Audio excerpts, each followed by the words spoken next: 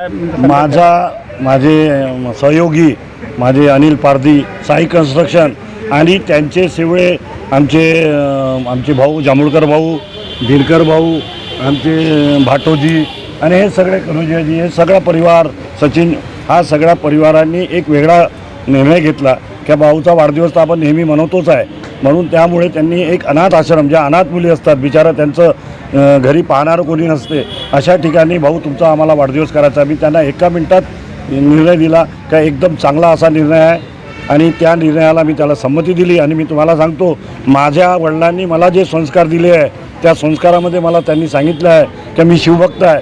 शिवभक्त म्हणजे शिव म्हणजे जीवात्मा आणि शव म्हणजे मृत्यात्मा. शिवपूजा म्हणजे जीवाची पूजा.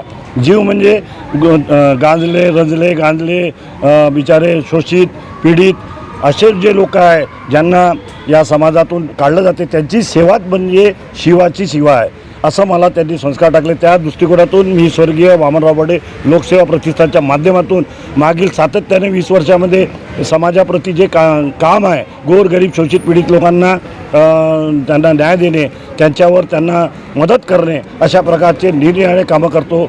देशाप्रती कामं करतो, जसे की आम्ही झाडे लावणे, झाडे जगवणे, पर्यावरण वाचवा हा नारा आहे. नंतर धार्मिक कार्यक्रम करतो, युवा पोरांना उत्साह देण्यासाठी क्रिकेटच्या tournament, football tournament, hockey tournament असे भरवतो आणि गणेश उत्सव, दुर्गा उत्सव अशा मंडळाला भेटी देऊन त्यांचा उत्साह वाढवतो, जेणेकरून आपल्या देशामध्ये एक व्यवस्थित सामाजिक न्याय निर्माण झाला पाहिजे अशी माझी इच्छा आहे. त्या उद्देशाने माझे कार्यकर्तेसुद्धा अशा कामाला प्रोत्साहित होतात. आणि या ठिकाणी मी ह्या निराधार मुलींना ज्या ह्या आहेत त्या मुलींना आज या ठिकाणी मी आमचं वाटप केलं आहे, फळं वाटप आणि काय जे वाटपाचा कार्यक्रम घेतलेला आहे, सामुग्री. मी त्या मुलीच्या पुढील भविष्याला त्यांना शुभेच्छा देतो आणि मी माझ्या पदाधिकाऱ्यांचे मनपूर्वक आभार मानतो की यांनी अशाच प्रकारचे माझा आता एक मित्र आहे, मी नाव नाही घेणार, त्यांनी माझी पेपरमध्ये मोठी ॲड देण्यासाठी म्हणे भाऊ म्हणे तुमच्या बर्थडे के निमित्त मैं बहुत बड़ी ऐड देने वाला हूँ. मैंने बोला तू ऐड फैड मत दे,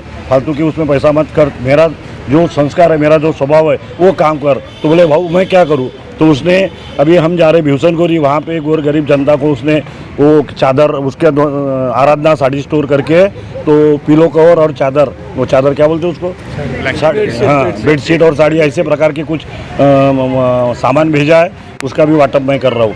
तो मेरी आगे का आयुष्य गोर गरीब शोषित पीड़ित लोगों के सेवा करना, यही मेरा अगला ध्येय है ना. मेरे को कोई बहुत सारा भगवान ने जो दिया है बहुत सारा दिया. धन्यवाद.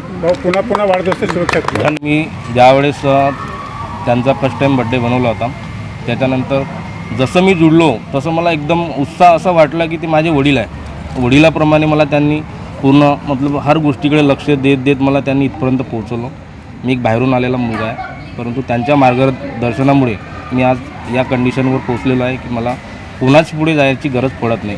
फक्त मी त्यांच्याकडे धावतो, कोणत्याही अडचणी आल्या तरी ते माझे सगळे कामं पूर्ण करतात. बस. आश्रमशाला काय निवडून जातात म्हणजे इकडे काही वितरण केलं सामग्री वगैरे, इकडं काऊन केलं, कुठं आणखी कारण केलं असतं तर काय कारण आहे आश्रमशाला तुम्ही निवडता. मुलांच्या भाऊची इच्छा होती, भाऊची इच्छा, हां. कारण की आणि दुसरी चीज कसं, भाऊ नेहमी गरीब, जसे अपंग, कुठलेही अनाथ, जसे इकडे तिकडे ते सेवा करत राहतात.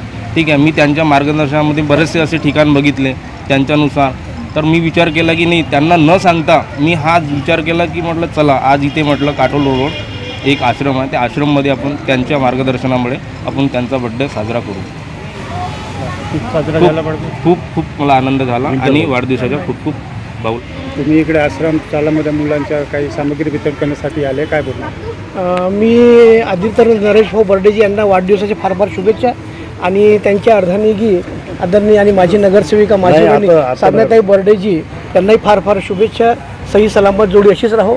आणि सगळ्यात महत्त्वाचं म्हणजे आनंदाचा क्षण म्हणजे असा की हा जो कन्सेप्ट होता की नरेश भाऊंनी आणि अनिल पारधीजींनी की वाढदिवस कुठे बाहेर न करता आपल्याच मधातले कुठेतरी एक अनाथ आश्रममध्ये आपल्या बंधू भगिनींच्या मधामध्ये आपण वाढदिवस साजरा करावा, जेणेकरून आपला वाढदिवस जो केलेला आहे ते पाहून बाकीचे लोकही असा वाढदिवस साजरा करतील. आजच्या दिवशी मला हेच म्हणणं आहे.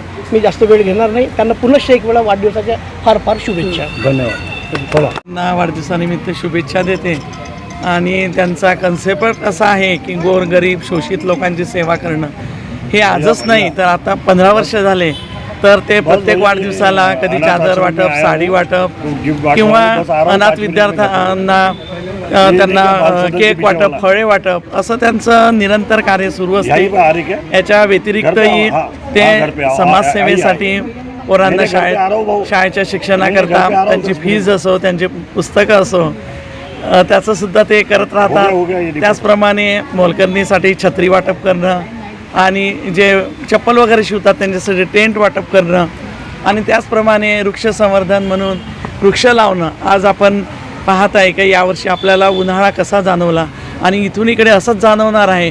तर त्याकरता आपण काय केलं पाहिजे, तर वृक्ष वाढवा, वृक्ष जगवा, वृक्ष वाढवा ह्या जो नारा आहे तर निश्चितच आम्ही वृक्षारोपणसुद्धा करत आहे. आजसुद्धा 3 ठिकाणी आमचं वृक्षारोपण होतं, परंतु आज नागपंचमी असल्यामुळे आपण ते खोदकाट करू शकत नाही म्हणून ते थांबवलं. पण आज दिवसभर कंटिन्यूस त्यांचं प्रेम, लोकांचं प्रेम त्यांच्यावर ते दिसून येत आहे. सकाळी 8 वाजतापासून एवढी गर्दी आणि स्वइच्छेने सगळे येत आहे. सतत दिवसभर लोकांचा झुंड होती, त्यांचं प्रेम आणि ते लहानातून लहान आणि मोठ्यातून मोठ्यापर्यंत ते सगळ्यांचे लाडके आहे. तेही सगळ्याशी प्रेमाने राहतात आणि त्यांच्यासोबतसुद्धा लोक प्रेमाने राहतात. त्याचाच अनुभव आज आपल्याला दिसत आहे. आज संगम आलेला आहे की त्यांचा श्रावण महिन्यातच जन्म झालेला आहे आणि आज नागपंचमीसुद्धा आणि श्रावणातला पहिलाच सोमवार आहे. त्या दिवशी त्यांचा वाढदिवस झालेला आहे. त्यामुळे उत्साहाने लोक त्यांना शुभेच्छा द्यायला येत आहे आणि असंच त्यांचं कार्य निरंतर चालत राहावं अशी मी सदिच्छा बाळगते आणि आमच्या बर्डे परिवाराकडून अशी गोरगरिबांची, शोषित पीडितांची सेवा घडत राहावं अशी इच्छा बाळगते आणि माझ्या वाणीला विराम देते. धन्यवाद.